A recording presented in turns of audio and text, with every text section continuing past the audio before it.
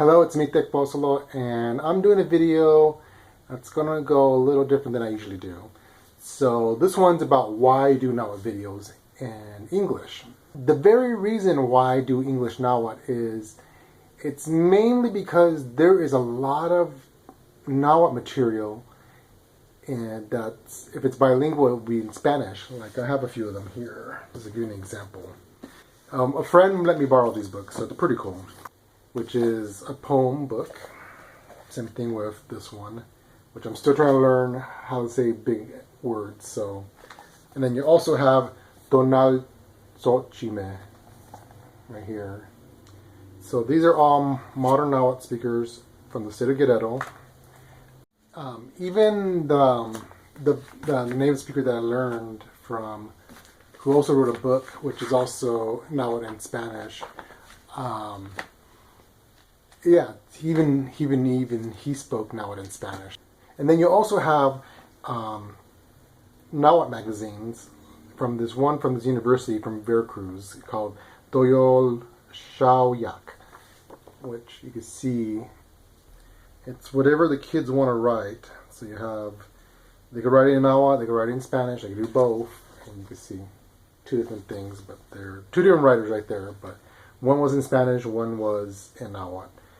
And it shows you there's a lot of material. But then you go in English, and a lot of stuff is classical, which no one in Mexico really speaks anymore, unless you want to speak to Miguel Portilla. But, you know, but if you want to really talk to other native speakers, it's got to be other material. So you got, like Nahuatl classical books, like 15 Poets of the Aztec World, and you know, and a lot of Nahuatl books in English seems like it's a dead language, okay? When there's still I'm being too liberal here, but 3 million, you know. I still think there's 1 million Nahuatl speakers in the United States and 2 million in Mexico, which may be controversial. Some people will say, it's too liberal of a count, but we're talking about a culture that grew up, well, many people growing up with seeing a language as a taboo, you know, their own native language, and so they kind of hide it. Youngsters, and they ask their parents, they usually find out that they have their grandparents, sometimes their parents speak the language, and they are surprised, you know. Or there's some that are Nahuatl speakers that are like my age, but don't bring it up, but when they do, they show pride and happiness, you know. So it's a very big world out there, and I think people always want to have these conservative counts. Like, oh, there's only 1 million total. And I'm like, I don't know. I don't think so.